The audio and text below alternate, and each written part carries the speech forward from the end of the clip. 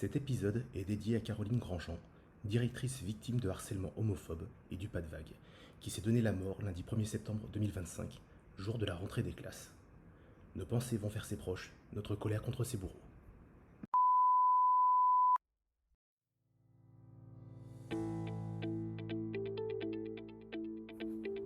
Vous écoutez Chronique de Dirlo, Le podcast qui donne la parole aux directeurs et directrices d'école, sur le terrain, au quotidien. un espace de partage, d'expérience et d'inspiration. Présenté par Anaïs et Valérian, directeurs d'école et auteurs des blogs Maîtresse en basket et Dirlo en basket. Bonjour et bienvenue dans Chronique de Dirlo, le podcast qui accompagne les directeurs et directrices d'école dans leur mission du quotidien. Lors du dernier épisode, nous vous avons quitté avec la situation suivante. Vous recevez une inscription de la part de la mairie pour un élève qui vient d'arriver, mais il n'a pas de certificat de radiation, c'est-à-dire qu'il est encore inscrit dans son ancienne école. Vous apprenez également que l'un des parents refuse la radiation. Que faites-vous ? Et bien finalement, cette situation qui peut paraître très complexe est en réalité assez simple à résoudre. Pour rappel, la mairie inscrit les élèves et le directeur admet les élèves. Dans le cas où la mairie a inscrit mais que vous n'avez pas de certificat de radiation, alors il est impossible pour vous d'admettre l'enfant à l'école. Vous ne pouvez donc pas l'inscrire par exemple dans Onde.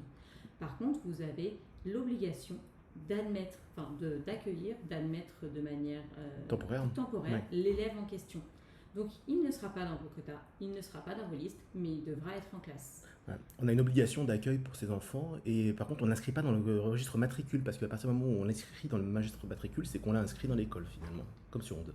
Ensuite, la deuxième partie, c'est que si vous apprenez que justement un des parents refuse la radiation, donc l'idée c'est de pouvoir prendre contact avec les deux parents, d'essayer de voir s'il y a une solution possible entre eux. Et puis s'il n'y a aucune solution possible entre eux, alors c'est au juge des affaires familiales d'être saisi et de prendre la décision de la radiation. En attendant, vous accueillez cet élève qui suit sa scolarité. Aujourd'hui, nous allons aborder un moment fort de l'année scolaire, la réunion de rentrée avec les familles. Un rendez-vous qui peut, selon la façon dont il est mené, être une formidable occasion de créer du lien et de la confiance, ou au contraire, générer des malentendus. Première partie. Pourquoi cette réunion est essentielle ? La réunion de rentrée, ce n'est pas une simple formalité, c'est un moment clé où se jouent les relations école-famille. Donc, elle va permettre de présenter le fonctionnement de la classe et de l'école, de rassurer les parents sur l'année qui commence, surtout si vous arrivez sur l'école, puisque si les parents ne vous connaissent pas, il y a toujours une petite appréhension. Fédérer les familles autour du projet commun, qui est la réussite de leur enfant, et instaurer un cadre autour de la coéducation. Plus on est précis dans les attentes et les devoirs des familles, moins on risque les conflits. Attention, cette réunion n'est pas un entretien individuel, on ne parle pas d'un élève en particulier, mais de dynamique collective. S'il y a des comptes à régler, si les parents souhaitent prendre la parole, on met un terme à ce point-là et on évoque les situations individuelles plus tard de manière confidentielle. Voilà, on propose de repousser, on propose un rendez-vous en particulier en individuel plus tard, mais pas au moment de la réunion. Autre chose, Valérien disait que justement, quand on arrivait sur l'école, il fallait que les parents déjà avaient une appréhension parce qu'ils ne nous connaissaient pas, mais en plus, la plupart du temps, ils ont des habitudes d'anciens collègues, qu'on soit directeur ou enseignant, ils ont pris des habitudes tout au long de l'année avec des collègues, et là, il faut recréer d'autres habitudes parce que vous ne fonctionnez pas forcément à 100% pareil. Et c'est là où on va avoir peut-être des conflits justement, où ça peut clasher directement à la rentrée. Oui, et puis que vous soyez directeur ou enseignant, vous allez être un peu la bête de foire parce que les gens vont venir voir qui est la personne.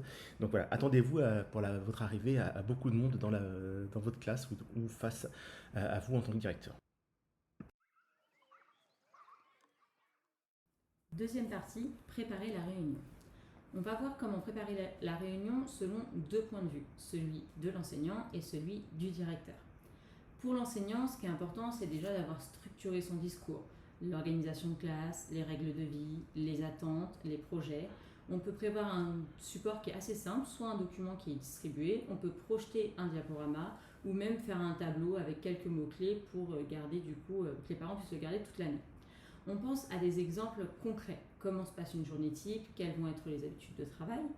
on peut et on doit d'ailleurs faire découvrir la classe aux parents. Il y a plusieurs moyens de le faire, mais une façon que j'aime beaucoup, moi, de mon côté, et qui est très sympa, c'est de proposer aux élèves d'écrire un mot à destination de leurs parents, ou faire leur portrait, d'ailleurs aussi, dessiner leur portrait qui serait collé sur la chaise. Quand les parents arrivent du coup dans la classe, ils découvrent le petit mot, le petit portrait, ils s'assoient à la place de l'enfant, et justement, et c'est un moment que les élèves adorent vraiment faire ça pour leurs parents. Les parents aiment beaucoup aussi le découvrir. Ça crée directement une ambiance chaleureuse dès le départ. Et pensez aussi avant que quand ils vont rentrer dans la classe, vous n'allez pas commencer la réunion direct tout de suite. Laissez un petit temps parce que les parents vont avoir envie de regarder, observer, poser des questions, discuter entre eux. Et du coup, en fait, laissez ce petit temps-là maintenant. Après, comme ça, le reste du temps, vous avez l'attention des parents qui va moins aller justement dans tous les sens autour de la classe pour découvrir, parce que finalement, c'est quand même l'environnement principal de leur enfant tout au long de l'année.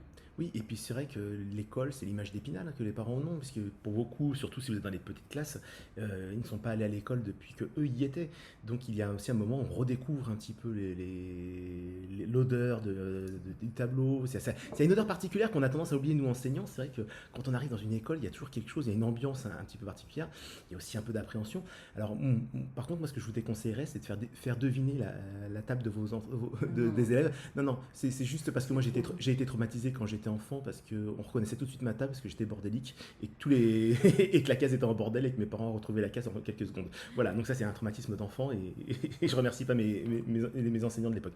Non, blague à part, il faut vraiment que voilà, ils redécouvrent l'école, ils redécouvrent une salle de classe et ils vous confient quand même les enfants pendant 6 heures par jour, voire voilà, rien que dans cette classe-là, les enfants vont passer 6 heures par jour, c'est assez énorme et voilà, ils ont besoin aussi de s'approprier cet endroit pour pouvoir savoir de quoi on parle quand les enfants vont venir ensuite raconter ce qui se passe dans la classe. Alors, doublement, comme dans mon cas où je travaille en classe flexible, donc les enfants n'ont pas leur place attitrée, leurs cases sont dehors, on travaille en chaussons, on a des tapis partout dans la classe. Ils peuvent chercher pendant longtemps leur place, les parents. Voilà, je sais qu'il faut ce petit temps parce que, moi maintenant j'ai des CM1, CM2, c'est des grands, les parents sont habitués.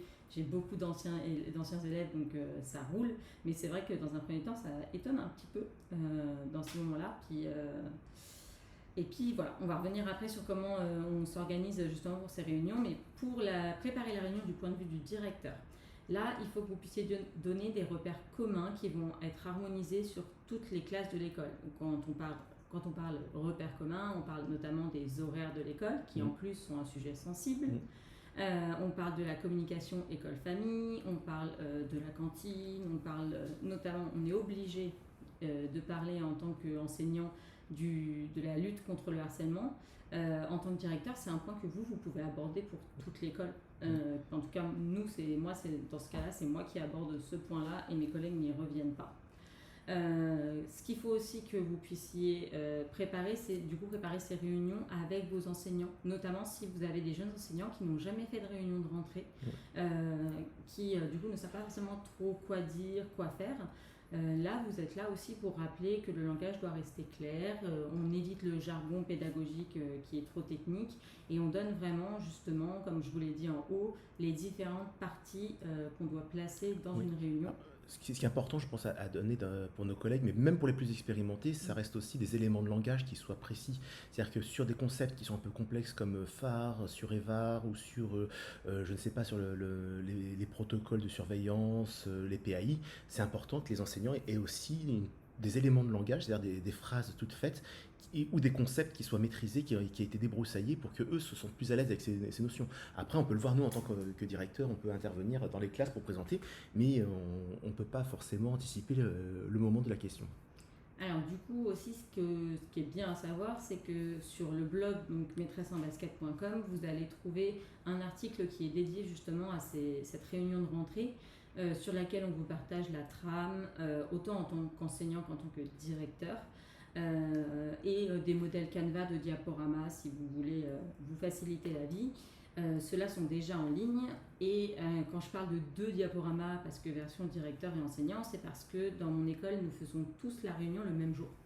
Il y a une partie commune à toute l'école où c'est moi qui présente du coup les informations communes à l'école que mes collègues n'ont pas à remettre en place durant la réunion. Notamment les horaires, les inscriptions à la cantine, présenter l'école, l'équipe, etc. Et ensuite, du coup, on monte dans les classes et on récupère chacun nos parents d'élèves pour commencer notre réunion vraiment purement pédagogique en classe sur ce fonctionnement-là. Et si vous avez si on a des parents qui ont des multiples enfants, des fratries dans l'école, ce qu'on fait, c'est que le parent choisit la classe où il veut aller. Et si du coup l'autre classe où il n'a pas pu aller, soit on lui propose un rendez-vous individuel, soit on lui propose également le compte rendu de la réunion. Ce que j'aimais bien faire quand j'avais encore un ENT, ça va revenir, c'est déposer du coup sur l'ENT le compte rendu, enfin le diaporama de la réunion, comme ça tous les parents y ont accès, même ceux qui n'ont pas pu être présents à cette réunion. Troisième partie, le déroulé et l'animation. Le plus important, ça va être l'accueil, hein. La première impression est toujours la plus importante et sachez qu'il faut à peu près 7 secondes au cerveau humain pour se faire une impression sur quelqu'un. Donc si jamais ces 7 premières secondes sont perdues, c'est difficile après de les récupérer. Et puis souvent la première impression est la bonne. Donc voilà, c'est le moment de pouvoir être justement disponible. Il faut que la préparation ait été conséquente, je pense notamment pour les premières fois, ces premiers rendez-vous en autonome pour qu'on puisse être à l'aise et détendu vis-à-vis des familles. L'important c'est de sourire, il faut être convivial. Parfois, voilà, il peut même y avoir le directeur qui fait une communication en amont de cette réunion, comme fait Anaïs. Moi, pour ma part, avec 17 classes et 430 élèves, je ne peux pas faire réunir tout le monde à la même heure. C'est trop compliqué pour les familles et pour moi. Mais par contre, je passe dans les classes et ça me permet aussi voilà, de me présenter. Voilà, pareil, je suis souriant, je suis agréable, j'ai toujours une petite blague pour détendre l'atmosphère. Mais attention, une ambiance détendue ne veut pas dire non professionnelle. Et justement, elle doit l'être. Et il y a certaines choses sur lesquelles on ne discute pas, notamment les horaires, l'absentéisme, ces choses-là. Il y a des choses sur lesquelles on peut dire oui, pas de souci, on en reparlera plus tard. Là, c'est une situation individuelle. On en parlera plus tard. Prenez rendez-vous, on en parlera plus tard. Mais voilà, on reste professionnel, on ne se laisse pas embarquer par les autres. Et ça m'est arrivé, moi, dans l'école où je suis depuis 3 ans, où le jour de la rentrée, j'ai un père qui m'a pris à partie devant tout le monde sur le programme phare. Et il était très vindicatif, pour ne pas dire autre chose. Et j'ai mis un terme à la discussion, c'est-à-dire que là, c'était pas intéressant que les parents avaient besoin d'entendre parler de la maîtresse, mais que moi, je le recevrais pour lui réexpliquer plus tard. Mais que là, c'était pas le moment de faire débat. Et puis il y avait des choses comme les textes officiels sur lesquels on ne peut pas faire débat. Si on choisit l'école publique et républicaine, on doit se contraindre aux objectifs. Sinon, bah, effectivement, il y a d'autres possibilités. D'ailleurs, pour présenter le programme phare et notamment le fonctionnement de la NPP aux parents, sachez qu'en allant sur la plateforme phare justement de l'éducation nationale, ouais, voilà, vous avez des plaquettes de présentation pour les parents qui expliquent justement comment ça se passe, qu'est-ce que c'est la NPP et qu'est-ce que ça n'est pas également. Voilà. Ensuite, deuxième point important sur le déroulé et l'animation, ça reste la posture de l'enseignant. Il faut parler de façon claire et positive. Essayez, voilà, si vous n'êtes pas très à l'aise avec le langage oral, essayez de vous entraîner devant un miroir. Il faut laisser un espace aux questions, mais voilà, comme je vous disais, il faut bien garder le cadre pour éviter que que la réunion ne dévie, pardon. Il faut donner des repères simples aux familles. Donc les enfants ont besoin de régularité, des horaires stables, du matériel prêt à chaque jour et un suivi attentif à la maison. Ça, c'est des petits objectifs à faire. Mais un suivi, qu'est-ce que c'est? C'est pas de passer des heures, c'est simplement de demander comment ça s'est passé, qu'est-ce qu'il avait appris et de signer le cahier de correspondance. Ça, c'est des points qui me semblent essentiels.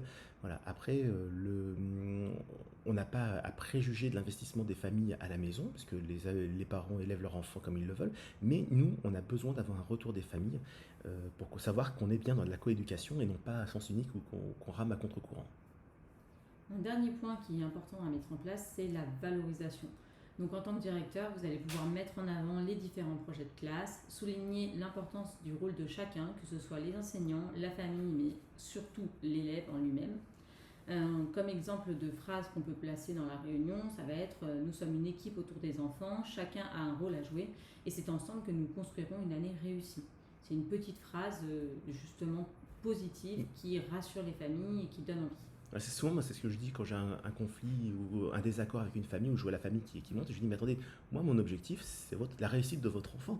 Et je pense qu'on peut partir sur ce point-là, sur cet accord de base. On n'est peut-être pas d'accord sur le reste, mais au moins sur ce point-là, c'est qu'on veut tous faire réussir votre enfant. Et c'est notre objectif. Donc, voilà, il faut avoir des petits éléments de langage, comme je disais tout à l'heure, pour pouvoir rebondir et mettre un terme peut-être à des angoisses qui peuvent avoir lieu dans les familles.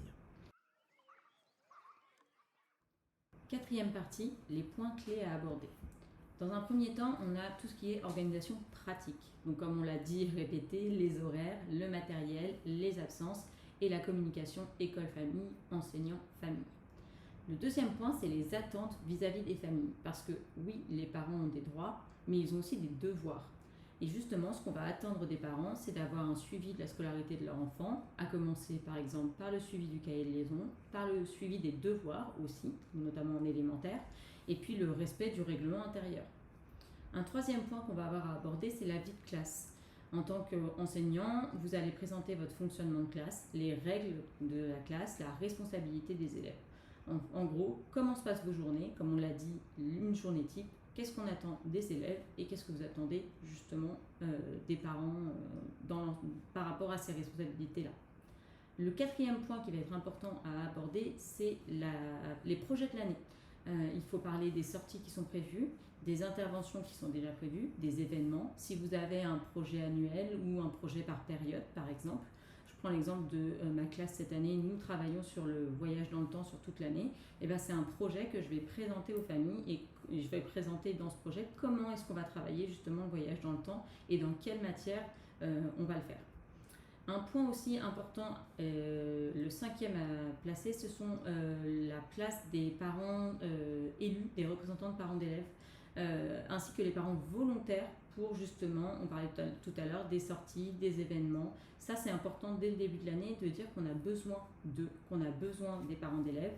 Vous pouvez d'ores et déjà aussi placer la date des élections de parents d'élèves, puisque la circulaire est déjà sortie, et placer également à quel moment on va commencer à proposer aux parents d'élèves de s'inscrire sur les listes. Il me semble que c'est autour du 29 septembre. Oui, c'est assez rapide. Hein, oui. Voilà, en fait, ça vient très vite, donc c'est le moment aussi de le placer et d'en parler. Surtout si vous n'avez pas assez de monde pour les élections, c'est important de chercher des parents qui pourraient se décider.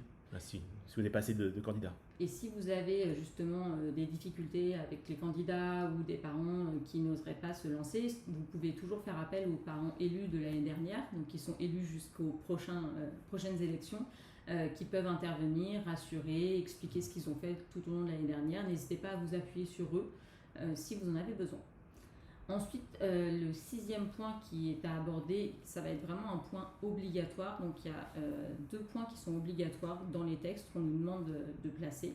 Le premier point, on en parlait tout à l'heure, c'est la lutte contre le harcèlement, donc la présentation de la méthode phare. Et le deuxième point qui arrive cette année, donc c'est les programmes EVAR. Donc pour rappel, EVAR, c'est éducation à la vie affective et relationnelle, qui sont en fait les programmes qui étaient là déjà depuis plusieurs années. Voilà. Sauf qu'ils ont été refaits cette année et donc ils sont présentés par rapport à l'âge de l'enfant. Donc c'est 3 séances dans l'année et en fonction de l'âge de l'enfant, vous avez des points à aborder. Et ça, c'est assez simple parce que finalement, c'est ce programme-là que vous présentez aux parents. Il faut être factuel de toute façon. Alors moi, mon inspectrice, par exemple, a dit qu'on n'était pas obligé forcément d'en parler à une réunion de parents d'élèves si on avait communiqué au conseil d'école et qu'on avait diffusé le compte-rendu. Voilà, elle nous a un peu relâché sur ça, mais voilà, sachez que si vous avez des questions ou des interrogations, il faut être factuel. Mais madame, vous me parlez de choses que je ne peux pas dire sur le podcast qui sinon va être censuré, mais prenons ensemble le document, regardons, et prenons un moment pour le regarder. Et peut-être que simplement de dédramatiser les choses, oui, effectivement, un réel TikTok, ça fait beaucoup de mal et il faut beaucoup de temps pour casser ces choses-là.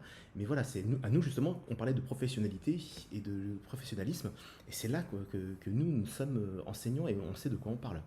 Et c'est un point qu'on n'aborde pas pendant la réunion devant tous les parents.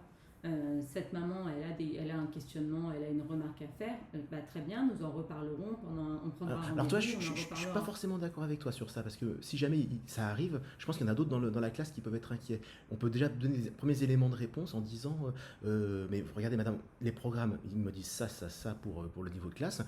Où est-ce que vous voyez les éléments dont vous me parlez voilà. Par contre, moi je vous dis simplement, vous pouvez me faire confiance, il n'y a pas ce que vous décrivez. Si vous voulez, par contre, à la fin de la réunion, on pourra en discuter entre nous. Alors, c'est parce que je pense que l'intérêt, c'est d'avoir une réponse commune pour pas que les parents aient l'impression que tu te défausses et que tu cautionnes ce qu'ils disent d'une certaine façon. Non, c'est pas ça. C'est pas dans le sens où je cautionne ce qu'ils Bah, disent. bien C'est sûr. plutôt dans le sens où si ça devient, c'est plutôt dans le sens où elle devient vindicative, Ah ça oui, oui. devient une réponse de oui, non, oui, non. Là, ça sert à Ah oui, rien. non, mais bien sûr. Mais Tu vois, j'avais comme mal compris. ça. Moi, pour moi, il fallait quand même Mm. répondre à l'interrogation légitime. Parce que Oui, voilà, mais s'il du y a coup, tu ils ont des- t'appuies sur les Voilà. programmes. En Mais plus, les programmes sont très clairs. Mais on rentre pas dans le débat, voilà, c'est ça, c'est ce que Voilà, tu voulais dire. Oui, effectivement, c'est on ne ça. rentre pas dans le débat, ou pour ou le contre, comme on ne rentrerait Mm. pas dans le débat pour l'attestation savoir nager ou les programmes de mathématiques. Le gros point, notamment si vous avez des CM1, CM2, sur lequel les parents pourraient parler, c'est du coup le S de EBARS, que nous on n'a pas en élémentaire, mais qui est du coup le point sexualité qui arrive au collège. Et en fait, ce qu'on voit souvent sur Internet, sur les réseaux sociaux, c'est que du coup, les parents, ils confondent un peu tout ça, et donc ils ont plein d'anxiété par rapport à ça. Et du coup, comme voilà, le disait Valérian, le fait de présenter clairement les textes en étant factuel, ça peut rassurer les familles. Voilà. Et même sujet, du coup on reste là-dedans, et on l'a dit mais on le redit, vous ne traitez pas en public du cas d'un enfant particulier.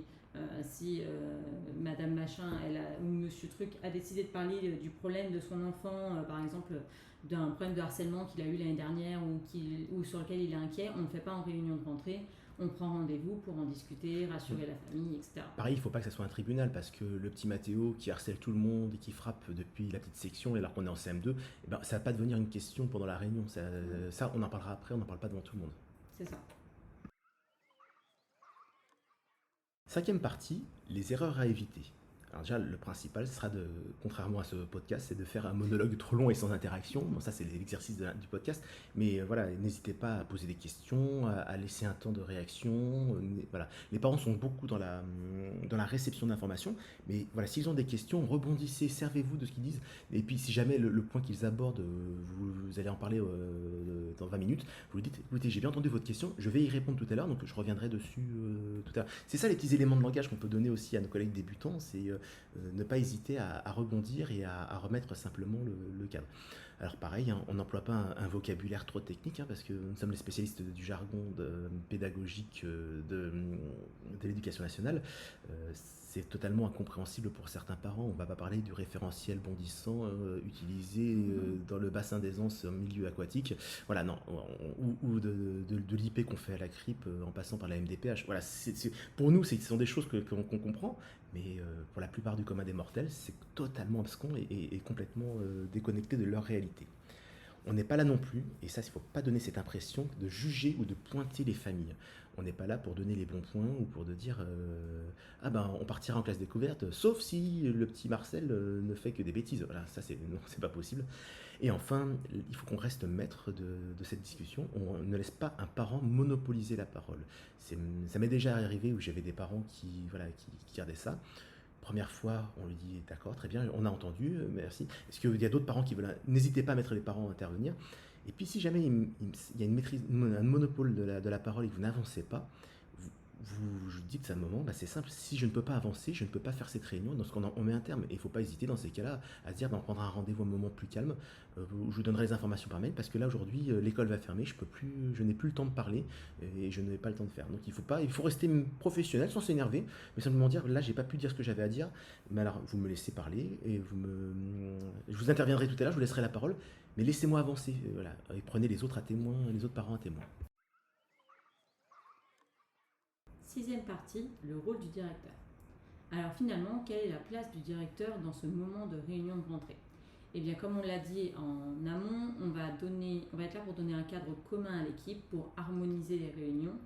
Voilà, n'hésitez pas à proposer des trames de réunion, à proposer également d'accompagner vos collègues qui n'ont pas encore fait de réunion de rentrée. Je sais que dans mon cas, du coup, on a fait ça hier, par exemple, où on se met d'accord sur les points à aborder, comment le dire, qu'est-ce qu'il faut faire ou pas faire. Bref. C'est important aussi que vous soyez visible le soir de la réunion. Alors oui, c'est embêtant quand on a 17 classes et qu'il y a 17 réunions sur 17 dates différentes, mais il faut en passer par là parce que justement, ça va aussi vous permettre d'asseoir votre rôle de directeur ou directrice.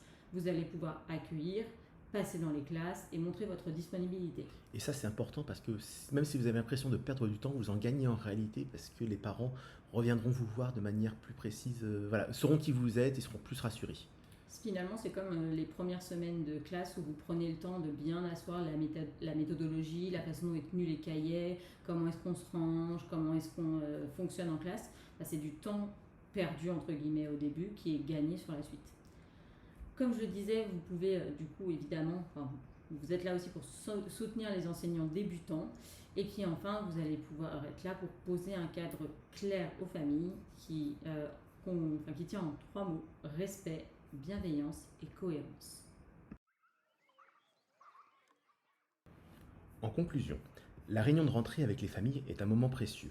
Bien préparée et bien menée, elle permet d'instaurer un climat de confiance, de clarifier les attentes et de donner envie aux parents de collaborer avec l'école. Retenez 3 idées clés. Première idée, préparer la réunion avec clarté et simplicité.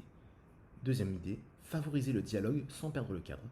Et troisième idée, donner une cohérence d'école grâce à l'implication du directeur. Nous arrivons à la fin de cet épisode. S'il vous a plu, n'hésitez pas à le partager et à vous abonner. Merci. À bientôt.